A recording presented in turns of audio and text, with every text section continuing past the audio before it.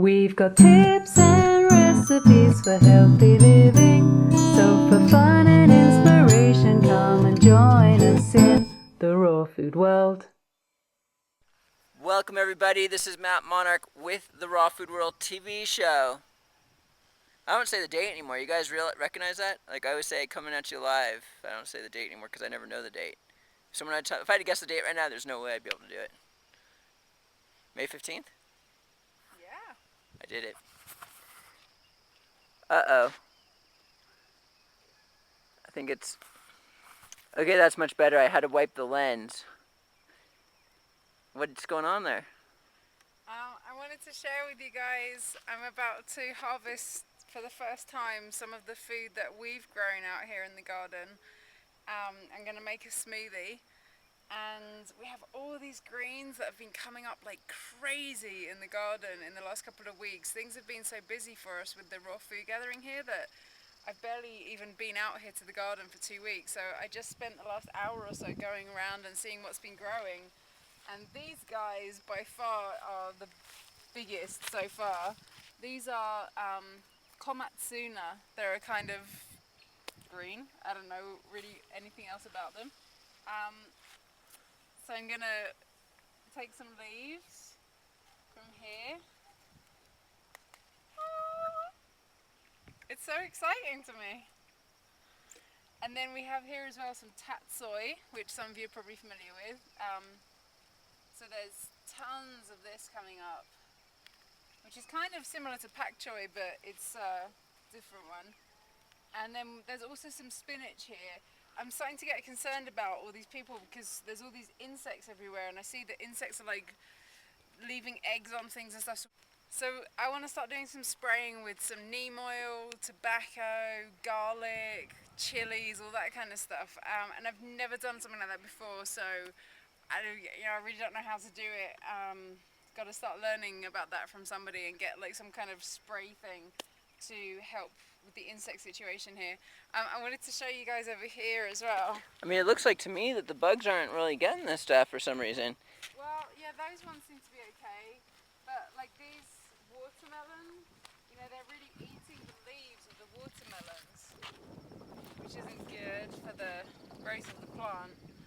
And some other people as well. I mean, I don't care if they eat the peas and the beans really, because that's kind of, we don't really want those anyway. They're just there for the nitrogen fixing. But you see, like on here, you see this? These like crazy little yellow eggs somebody's left here.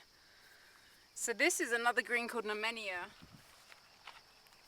And oh, pull up the whole plant. Oh yeah, I get busted for something like that, but she could just pull things out without a problem. Nah? Not kill her plants. No! Woo! And so yeah, I'm just gonna pick some purslane and some of the amaranth and these funny things that look like spinach and we don't know what they are.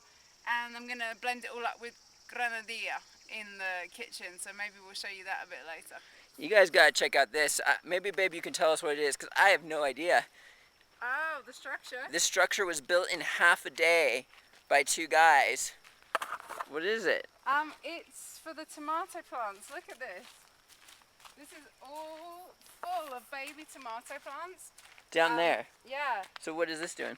This is going to be covered at some point in plastic because apparently one of the issues with growing tomatoes here is that because it never really gets hot here, the plants will grow fine, but they'll produce like 1 or 2 fruits. It's pretty hot here today. It was quite hot, but it needs to be like up in like the kind of 90s or more for tomatoes to really produce well, apparently. So if we can put like plastic over this whole thing, we'll create like a greenhouse effect inside there for the tomatoes, and then hopefully they'll produce more. Here we have lettuces coming up. Look how cute they are. Baby lettuces. And bugs are eating this stuff up. I mean, they just go to town on it. And I'm just sitting here like, I'm looking at all these crops, they look great and I'll eat them, but the weeds, the wild weeds are what I'm after. I mean, Look at this stuff. This is aligning. I mean, this is good, but Yeah, I feel kind of ridiculous when I'm weeding here because it's like I'm taking out the stuff that nature is putting in, and I'm putting in stuff that my Western civilized mind tells me is appropriate to eat. You know, so I'm taking out. It's like I'm trying to override nature. Nature's putting all these things in. Like, look, you live here. This is the kind of stuff you could be eating. And I'm going, yeah, all right, but I want to put cucumbers in. And, you know, it's like it feels kind of ridiculous. And at the same time, you know, this is our first garden, and it's really fun to experiment like this for me. And I also feel like potentially this is like a transition, you know, like at some point we might get to the point where all we do want to consume is the wild greens. And right now, that doesn't necessarily feel completely comfortable. So right now, this is kind of like a stepping stone, it feels like, you know, to grow some things that seem more familiar, and they're growing right alongside all the things that nature is providing here. So it's kind of like a, well, we'll see, but maybe it's like a transition period. all I really want are the weeds. Actually, they're kale. We're making dinosaur kale is coming up, and I make good kale salad, so I'm kind of excited about that one. And the kale over here is huge already. I mean, Yeah, look at that. That's kale right there. Wow, we have our own garden. It costs us nothing. yeah, it's fun, right? We have the chia and the flax and the sesame coming up, and we'll see what happens. I know of many people that like start gardens, and they're saying it costs them so much money to get started, like a lot. Really? Yeah, Why? it costs us nothing. I don't know. They're like building crazy stuff, I guess. I don't know. It's cost nothing. Alright, so now I'm in the kitchen with all of those greens that I picked from our garden.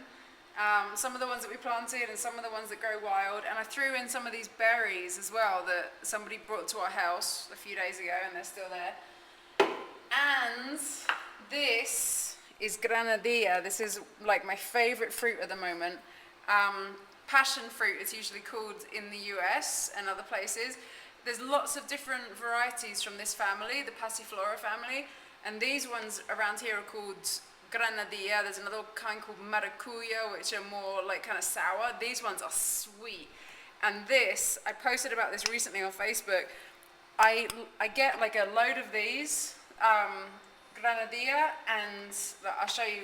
I cut into them like this, and then crack them open. It's kind of like cracking open an egg or something, and I scoop out this yummy goo on the inside, and I just fill up a bowl like this with this goo, and I go and sit in the hammock, and I eat this like a kind of cereal. It's like a breakfast cereal, because the seeds are all crunchy, and the goo around the seeds is like the milk of the breakfast cereal or something. It's like instant almost breakfast cereal.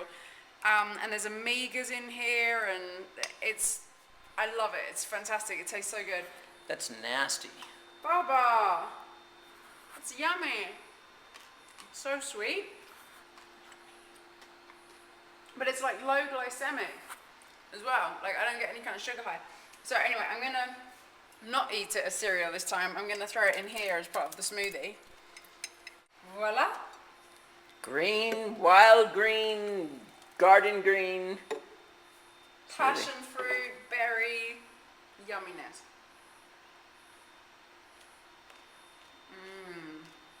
Wow.